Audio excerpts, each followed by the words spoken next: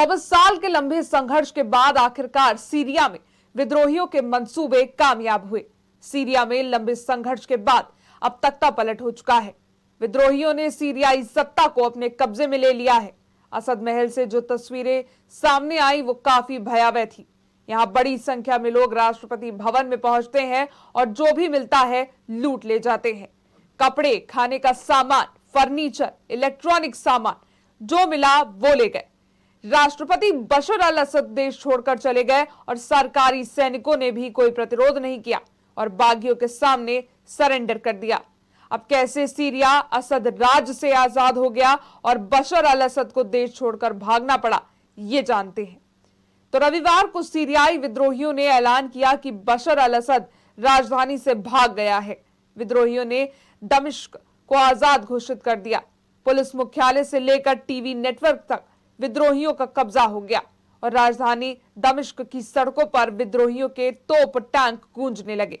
हंगामे के बाद मिलिट्री ऑपरेशंस कमांड ने टेलीग्राम पर एक पोस्ट में लिखा, हम तानाशाह बशर अल असद से दमिश्क शहर को आजाद घोषित करते हैं। दुनिया भर में विस्थापित हुए सभी लोगों के लिए एक आजाद सीरिया आपका इंतजार कर रहा है।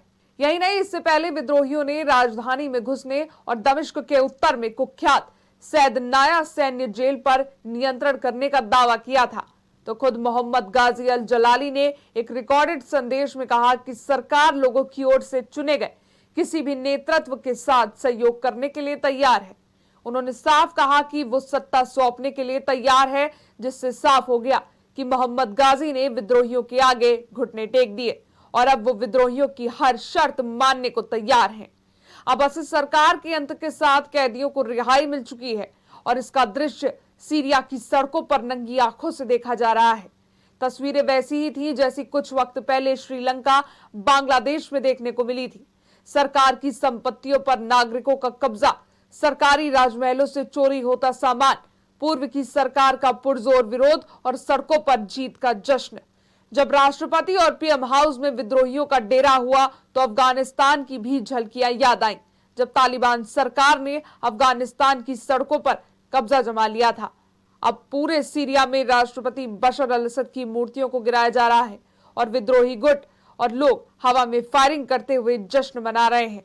विद्रोहियों का कहना था कि उनका पहला लक्ष्य बशर अल असद को सत्ता से हटाना है, लेकिन यह स्पष्ट नहीं है कि अब आगे क्या होगा। अंतर्राष्ट्रीय समुदाय ने अनिच्छा से ही लेकिन असद को सीरिया के नेता के रूप में स्वीकार कर लिया था।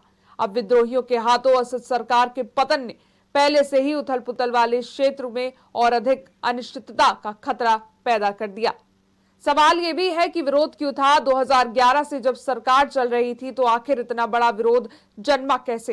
क्योंकि अल असद के पहले उनके पिता ने 29 साल देश पर राज किया। तो विद्रोह की आग फैली हयात तहरीर अल शाम विद्रोही संगठन से, जिसने असद सरकार को जमीन पर ला दिया और 24 साल की सत्ता का सारा गुरु एक बार में चूर चूर कर दिया। ये संगठन एक ऐसा समूह है जो सीरिया में सबसे शक्तिशाली सशस्त्र विपक्षी ताकत बन गया और आखिरकार अब वो पूरी सीरिया पर राज कर रहा है। उसके सामने सीरिया के प्रधानमंत्री ने भी सरेंडर कर दिया। आर्मी उसका आदेश मानने के सिवाय कुछ कर नहीं सकती। सरकारी टीवी नेटवर्क, पुलिस मुख्यालय, हर जगह एचटीएस यानी हयात तहरीर अल शाम का ही सिक्का उछल रहा है। अब इस विद्रोही संगठन का मकसद ही असद सरकार को सत्ता से उखाड़ फेंकना था और आखिर लंबे संघर्ष के बाद ये संगठन अपने मकसद में कामयाब रहा। तो वहीं ये विरोध भी उतना ही पुराना है। जब 2011 में सरकार बनी तब से ही विरोध था। जब असद सरकार बनी तब से ही विरोधी संगठन असद सरकार को फेंकने की फिराक में थे, लेकिन मकसद 24 साल बाद पूरा हुआ। लेकिन गृह युद्ध तब छिड़ा जब आईएसआईएस ने सन 2014 में सीरिया और इराक में कई बड़े हिस्सों पर कब्जा कर लिया था। डेस्क रिपोर्ट, आज की खबर।